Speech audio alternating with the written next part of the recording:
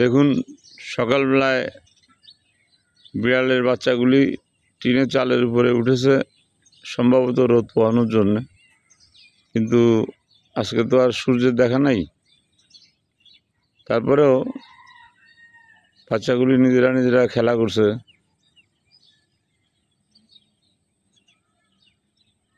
ওরা তো টাকা চিনে না, তাই ওদের কোনো চিন্তা নাই, ওদের শান্তির শেষ নাই।